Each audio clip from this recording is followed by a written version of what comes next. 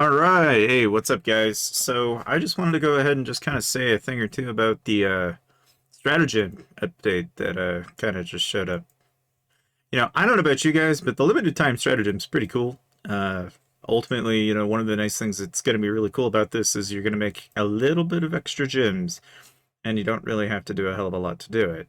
Now, mind you, the only thing I noticed is, yeah, you got to buy 5 packs, then you got to open up, your boxes, and then you got to, do something with the frickin' hero stages, and then get 5, and then you get 100% interest, which I don't know.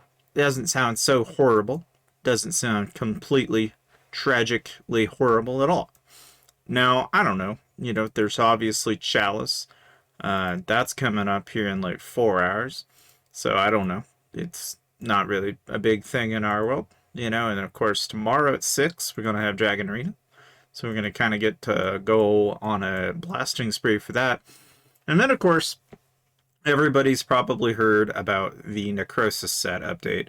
And for a lot of you out there that are just wondering, as far as this is concerned, this is like going to be, I swear, and on the top of my tippity top chin, that is probably going to be one of many sets to come. Because here's the thing: Infant Cav, Infant Cav, Infant Cav, but no Ranging Cav, no variation of the two. If they did it with heroes and they're now doing it with armor, it's only a matter of time that they actually follow suit and start changing it up on that too. I just see it. Now, one of the nice things with this too is that because they're tweaking these stats, we know range is going to get something. That's just the way it is. But as they continuously spiral upward, and you guys probably know, Vergeway, always got to make sure you get your boxes. Got to get your special boxes every day, because if you don't, you're wasting your special boxes, and that's just not common sense. But on that note, the only other thing really I would recommend for any of you guys out there that are kind of like wanting to build up an account, and I say this as somebody has played this game for a while. I had somebody the other day, like, I don't know, it's like probably a stream, maybe last stream, I think, and the question was this, all right, and it's okay if I'm gonna build up an account, and I'm gonna build up. What would I want to build up to be? Do I want to be a solo trap? Do I want to be a rally trap, a gryphon trap? What do I do and what do I not do to get to any of these kind of places? And here's the general rule. All right. For a lot of people that start out playing the game, they're going to go into defense, they're going to go into economy, military, monster hunting. But if you're going to do a trap, you don't do monster hunting hardly at all. You don't touch the defense tree unless you have to. And really, you stick away from accepting turf quests, okay? Meaning, if you've done any of the 3 things I've just said, and you didn't have to do it, then you're already adding a lot of might that you don't want to add onto your account. Because one of the big things that I've been telling people is, yeah, I might look really big, I might look like I have a lot of troops, but truth is, I've only got 123 million troop might. The rest of that is all core might. So the lesson in this is this: if you are going to become that big, you have to aspire to plan ahead. And in other words, what I'm really trying to get at here is, if you are going to accept turf quests and stuff, you're not going to be a trap. That's just the way the game is. So you want to definitely consider probably building 2 million or so T2 units. I think just about any trap account uses this. The only exception would be a Gryphon trap, which has a little bit more tighter restrictions. And by restrictions, it's really built around how many armies can you have, and then also how many of those marches are you going to have at the cap.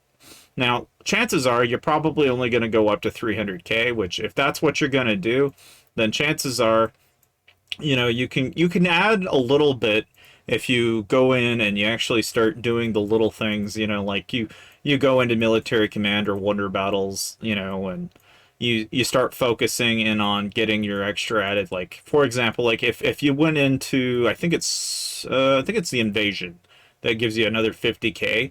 I mean, you can hide army marches and rallies if you want to. You can hide marches on tiles or in castles. You can garrison and reinforce. But whatever variation you're going to do, you're always aiming to get the most amount of troops as you can possible. And most of the Griffin traps that I've seen out there, usually build around, having a lot of cav and a lot of infantry. Which is to say that they're preparing either for someone to try and counter them with range, or is somebody that's going to try and counter them with, sending infantry. They're going to eat the cav. That's pretty much what they're aiming to do. Is they're taking the cavalry to knock out their infantry, because that's what they're wanting to do, is pull the troops out and suck up all your resources. That's ultimately what the plan is whenever they're trying to build up and do a griffin trap. That's just what you have to aim to do. So a lot of them are skewed that way, where they'll be 50-50 or 75-50, respectively, from cav to infantry, or vice versa. I don't see very many griffin traps that do range, though. I will say that. Otherwise, the other thing that got brought up was whether or not should you actually do counter research. Now, I think that one's kind of a touchy subject in a way, because in some ways you can get away with not having counter research. I think the ultimate answer to whether or not you need to have counter research is going to be dependent on the kingdom, and also who's rallying you.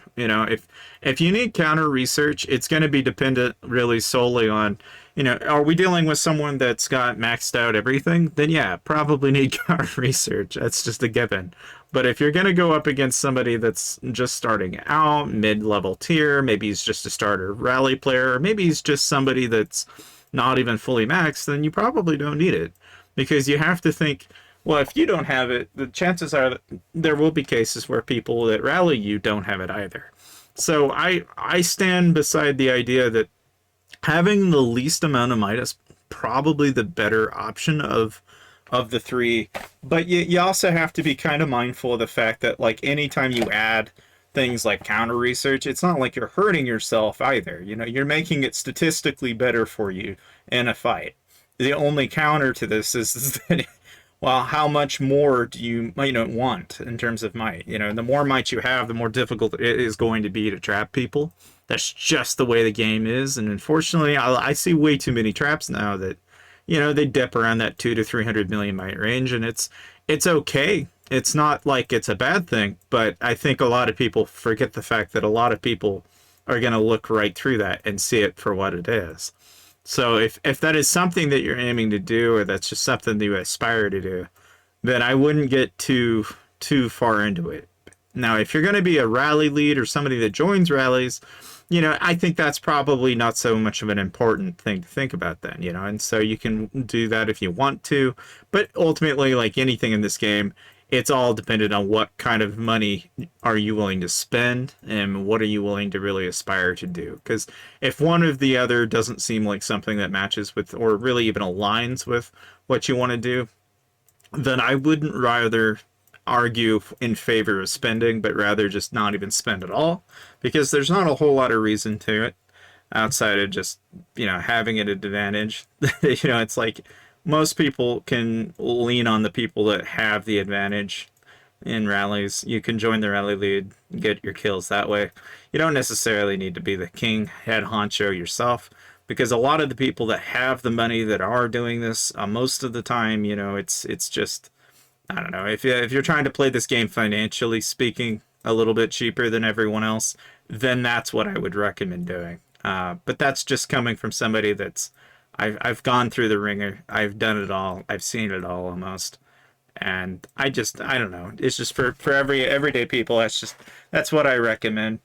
And I hope this video kind of addresses it in such a way that maybe it'll help somebody out one day. But all in all, I hope you guys enjoyed the video, and maybe you'll consider subscribing. And I'll see you guys to the next video.